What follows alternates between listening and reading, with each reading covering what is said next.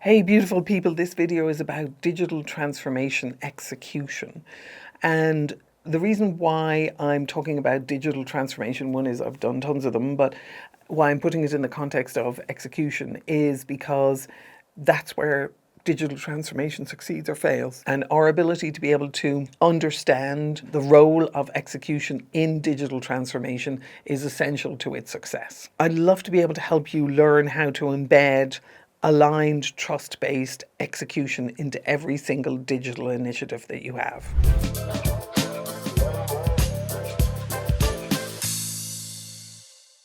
Many times when we bring in new technologies and we have a digital transformation initiative, and it can be associated with marketing, which is where it kind of started, but also with various other areas and various different functions in our org, we tend to think of it exclusively, almost exclusively, in terms of two things, which is the technology rollout and the user adoption. I have found over the years that it is much more effective to think about it in terms of the business impact. Part of the reason why we got the budget in the first place, part of the reason why we're doing the digital transformation is because we are committed to producing a particular business outcome. By the time it gets to the IT org and we are looking at how do we roll out the tech and how do we get user adoption, we've lost the context of the business impact that we're looking to produce, or peripherally we're aware of it. But the central premise of why technology is valuable is because it'll produce measurable business results. I've been a CIO for a major organization, and when I was CIO, I would always look at technology as, are we doing technology for the sake of technology, or are we actually introducing technology because it is going to produce a measurable business impact? And for it to produce a measurable business impact, I've always believed and still believe that it needs to have an element of understanding of networks of commitments, of cross-functional collaboration, of processes, of metrics, of standards built into it. And sometimes we end up doing tech for the sake of tech because it's cool and new and interesting, and we're not putting it through the lens of the core elements that we need to have to build capacity in an organization to continue to improve our ability to be able to add value and serve our clients. So by the end of the video, I'd love you to be able to recognize how execution is one of the core levers in digital implementation and efforts to digitize things, and also to shift from activity to satisfaction. So many times we'll measure the success of our projects by getting them done on time and on budget, and we won't necessarily tie ourselves deeply enough into the impact it's going to have for the business and the satisfaction that we're looking to deliver for the business leaders and for the team leaders, our department heads. I want you to see execution as a flow of promises, not as checklist. Many times we launch it into our digital transformation work with a project plan, which is a great way to start, but the project plan works on the basis that we can understand everything that needs to happen in a project and that we can document it all from the very beginning. Anyone who's ever done a project knows that's not true, knows that's not possible. No way can we identify 100% of what it is that needs to be done for any project. Every single project that we embark on, as we move through the project, we learn more about the business, about the customers, about the technology, about the people, about the roles, about the responsibilities, around the paperwork, about the admin, about the decision making. We learn more as we go. We might have done an amazing job of trying to really understand the requirements, but nobody understands fully what the requirements are for a technology they haven't ever used before, or even for their ability to be able to translate what they're doing into a technology that they can then specify what it is that they're looking for. So my rule of thumb is that for every project that we're doing, we're pretty good at specifying about 50% of what needs to be done, and the rest of it is we're to some extent learning it as we go along, and we need to have practices in place for being able to deal with that. Many times when we roll out new technologies, there are going to be gaps in the functionality between, or introduce new technologies. There's going to be gaps in the functionality between what it is that our users, our end customers, believe that they're getting and what the technology is actually able to deliver. And lots of times that gets kind of muddied over the duration of the project, depending on how long your cycle time is for your project delivery.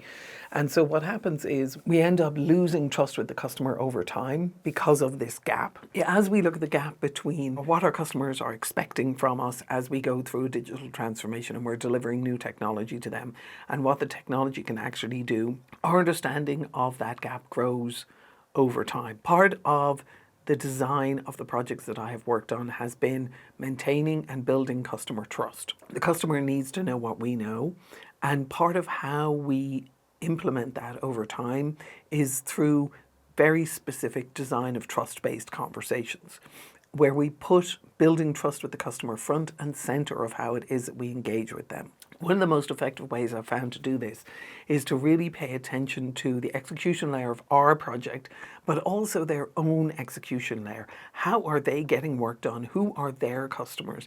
How are they doing the coordination, the handoff, the co-invention with each other in a way that they're able to deliver value to the organization with or without our technology? Hopefully our technology is going to help them deliver more value. But if we have an understanding of our own execution layer and we have an understanding of their execution layer, then what it allows us to do is to be able to build and maintain trust with them over the duration of the project. So what I've done is I help my team who are doing the delivery work build a deep understanding of what execution looks like in terms of networks of commitments between human beings. And they use that as part of their requirements gathering. And they also use that as part of their coordination with the customer. And then what we do is we use that as a framework for engaging with the customer. We make it explicit to them what it is that we're doing. So we're treating them as an internal customer for the work that we're doing, of course.